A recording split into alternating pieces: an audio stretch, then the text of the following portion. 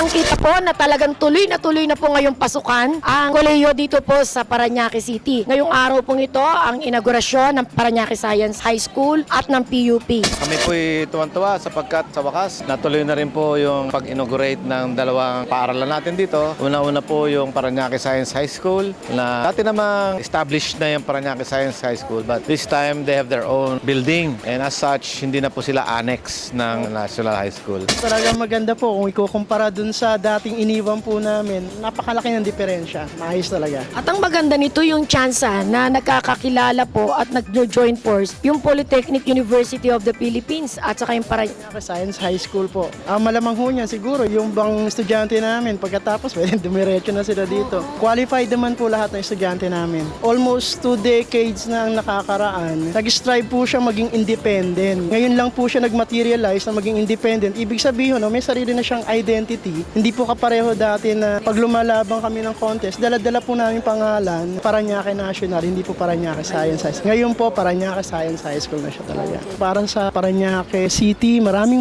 salamat sa pangunguna ni Mayor Bernabe. Maraming salamat sa initiative at sa effort na ibinigay niya para mag-materialize ang pagkakaroon ng building at site ng Parañaque Science High School. Nahataw pa, Parañaque! Siyempre, yung isa sa dalawa na napaka-importante rin ay yung Polytechnic University of the Philippines na Parañaque Campus. So, pasalamat tayo sa PUP sa kanila pong pakikiisa at pag-approve na may tayo yung university na to. This is the first university in Parañaque and PUP at that. Alam mo naman ng Parañaque, medyo masikip na at mahalang lupa rito. Tamang-tama naman po, nung binili namin yung lupa, meron ng dalawang building. Itong building na to, ito po yung dating warehouse ng Diversiliver, yung sister company ng Unilever. Tapos yung kabila na ginawa nating Science High School, yan po yung administration building nila. So ngayon, kung nangangailangan sila na 14 classrooms, na naiplano namin na magkaroon na ng 14 classrooms dyan. At dito, dahil sa malaki naman itong warehouse na to, nagkasya ho yung 24 classrooms. At meron pang room for expansion. Meron pa ho kaming 5,000 square meter sa likod na bakante pa. Magkano po ang ginugol ng lokal na pamahalaan? Yung lupa ho at saka yung building, 90 million. Isang hektarya to eh. May kasama ng building. Yung rehabilitation ng building, hindi na masyadong malaki yun dahil dati nang existing eh. Handa na sila. Yung PUP,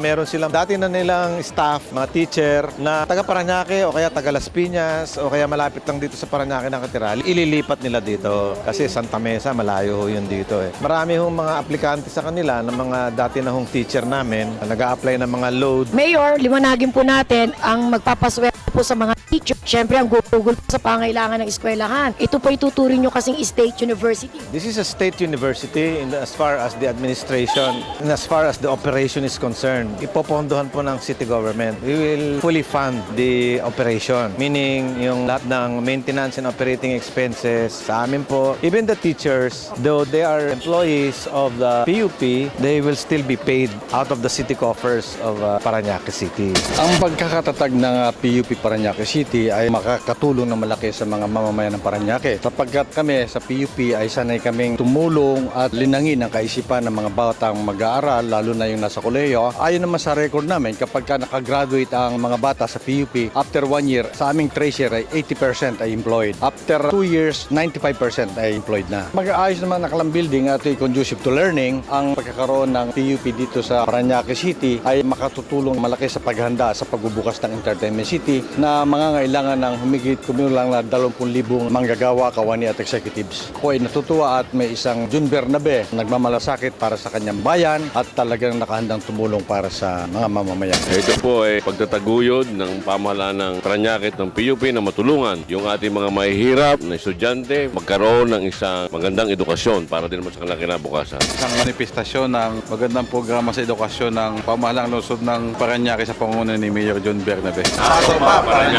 Number 1 sa puso ng mga Parañaqueños. Tuwang-tuwa po ang buong lungsod dahil po unang-una sa kasaysayan po ng lungsod ng Parañaque ay meron na po tayong universidad. Ito po ang tinatawag nating Polytechnic University of the Philippines, Parañaque Campus. Ito po ay nagawa sa administrasyon ng ating buting Mayor Jun Bernabe. Nakakasiguro po ako na ang ating unemployment, yung ating mga graduates, mas mapaparami pa ho natin. Actually, ang ating Parañaque Science High School, sa una rin pagkakataon ay nabigyan na ho natin ng sarili nilang building. Ito pong Parañaque Science High School rated isa sa mga top sa buong Metro Manila. I think it's due time na mai-expand natin ang Parañaque Science High School. Pinatunayan po natin butihing mayor na ang edukasyon ay talagang kanyang top priority sa pagbubukas po natin ng ating Polytechnic University of the Philippines, Parañaque Campus, pag-expand natin ng Parañaque Science High School, pagdagdag ng iba-iba pang mga high school at elementary infrastructure buildings, ay nakakasiguro ho tayo na talagang mas marami po tayong kabataan na mabibigyan ng pagkakataon mag-aral. Hataw Parañaque! Hataw po!